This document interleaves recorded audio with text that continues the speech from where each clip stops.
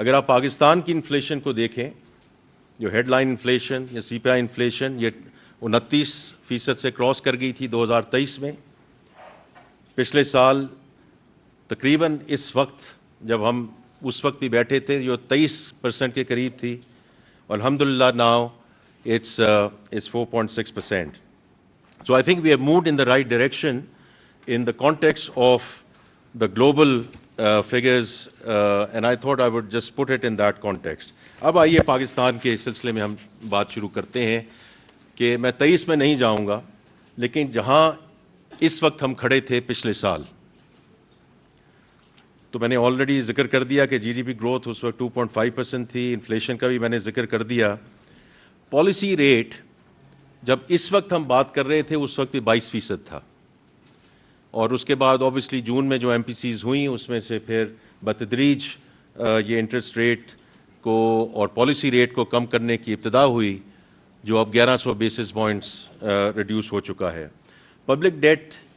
اور debt to G D P ratio اس وقت تقریباً 68% تھی, جو اب تقریباً 65% آ چکی ہے. فارن ایکسچینج ریزروز 30 جون 2024 کو $9.4 بلین تھے, which were again a huge and remarkable recovery from where we were in back in 23, which was we were down to 2 weeks of import cover. اور پچھلے سال جب ہم کھڑے ہوئے اور اسی وقت جب ہم بات کر رہے تھے اور پھر جون کے اوائل کے آخر میں جو نمبرز آئے, we were up to about 2 months of import cover. تو میں یہ کہنا چاہتا ہوں کہ جو ریکوری 23 کے بعد شروع ہوئی وہ 24 میں ایک صحیح سمت میں چلی, اور 24-25 میں ہم نے اس کو اور کنسولیڈیٹ کیا. اسی وقت جب پچھلے سال بات ہو رہی تھی تو اس وقت میں نے ذکر کیا تھا کہ we are coming out of a very successful standby arrangement, اور اس سے ہماری کریڈیبلٹی اور ٹرسٹ جو ہے وہ ری اسٹیبلش ہوا ہے انڈر پرائم منسٹر شہباز شریف لیڈرشپ, کیونکہ انہوں نے یہ ایس بی اے سائن کیا تھا before the care taker administration ٹوک اوور. اور میں ہمیشہ کیئر ٹیکر ایڈمنسٹریشن کو اور ڈاکٹر شمشاد کو میں ہمیشہ اکنالج کرتا ہوں, because the kind of discipline that they should and she should as the finance minister allowed us to continue it in this administration. تو میں ہمیشہ اکنالج کروں گا کہ جو اچھے کام ہوئے ہیں اور اس کی بنیاد جو رکھی گئی وہ پرائم منسٹر شہباز شریف صاحب نے رکھی, پھر کیئر ٹیکر آئے اور پھر ہم اس کو آگے لے کر چلے. تو اس وقت میں نے آپ سے یہ بات کی تھی کہ we want to get into an extended fund programme with I M F, and I repeatedly mentioned کہ اس کی 2 وجوہات ہیں. 1, to bring permanence to the macroeconomic stability. جیسے میں نے ابھی اہداف کا ذکر کیا, تو ہم ایک صحیح سمت میں تو چلے گئے تھے, لیکن اس میں جو کنسولیڈیشن لانی تھی اور اس میں جو فردر امپرومنٹ لانی تھی تاکہ وہ جو فریجیلٹی کا کمپوننٹ ہے اس کو ہم دور کر سکیں یا ختم کر سکیں, تو اس کے لیے ہمیں we had talked at that point in time کہ want to get into an extended facility. اور دوسرا جو بات تھی کہ under the extended facility we want to continue to execute structural reforms, because اگر ہم نے اس اکانومی کی جو ڈی این اے کو فنڈامنٹلی چینج کرنا ہے, جو میں نے پہلے ذکر کیا, اگر ہم نے بوم اور بس سائیکل سے نکلنا ہے تو اس کے لیے یہ structural reforms which have been elusive in this country, تو اس کو ہم نے آگے کیسے لے کر جانا تھا انڈر اے اسٹرکچرڈ پروگرام. تو اس میں جو میں پہلے بھی ذکر کر چکا ہوں, جو ٹیکسیشن کے سلسلے میں اصلاحات ہیں اور وہ آپ کے سامنے ہیں, اور اس میں جب جاؤں گا کہ اس کے ثمرات کیا آ رہے ہیں اس کے بارے میں ذکر کروں گا. لیکن جو tax to G D P has hit a 5-year high, اور ہم نے جو اس کی بنیاد رکھی اور پرائم منسٹر صاحب اس کو خود لیڈ کر رہے ہیں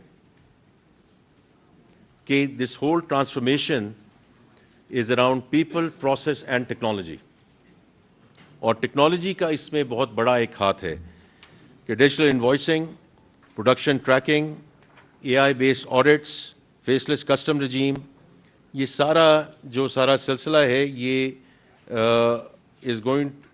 ایک تو 24-25 میں اس میں بہت ہم نے پروگریس کی ہے, اور یہ پروسیس چلتا رہے گا آگے. because any transformation takes 2 to 3 years, and I do think we've done a good job in terms of where we wanted to take things. اور ابھی میں اس کے جو تھوڑے سے اس کے ثمرات آئے ہیں اس کے بارے میں ذکر کروں گا. جو انرجی ریفارم ہیں اس میں لغاری صاحب اور اب علی پرویز صاحب اس کو بہت تندہی سے آگے لے کر چل رہے ہیں, لیکن پاور سیکٹر ریفارمز کی اگر میں ذکر کروں تو اس میں جو ریکوریز ہیں they have been remarkable in terms of the progress that we have made in 1 year. اور اسی طرح industrial household energy tariffs کو جو کاٹا گیا, جو بورڈز لگائے گئے in terms of the discos جو اب پرائیویٹ سیکٹر لیڈ ہے اور professional board, that's more important. اس میں جو گورننس میں بہتری آئی ہے اسی کی وجہ سے جو ریکوری بڑھی ہے, اور انشاءاللہ گوئنگ فارورڈ ڈسٹریبیوشن لاسز بھی کم ہوں گے. اسی طرح جو این ٹی ڈی سی کو 3 کمپنیوں میں ڈسٹریبیوٹ کیا گیا, وہ بھی ایک بہت امپورٹنٹ قدم تھا تاکہ ہم جو ایک باٹل نیک ہے ان ٹرمز آف ٹرانسمیشن اس کو ہم بہتر بنا سکیں. اینڈ لاسٹلی جو ابھی 1.275 ٹریلین سرکولر ڈیٹ کی جو ریزولوشن ہے جو بینکوں کے ساتھ سائن کی گئی ہے, is going to go and play a very important role, کیونکہ ہم نے لیگیسی کو ختم کرنا ہے, آگے کا جو آگے کی جو لیکیج ہے اس کو بھی ختم کرنا ہے. سو دونوں چیزوں پہ جو ہے وہ کام کیا گیا ان terms of the energy reforms.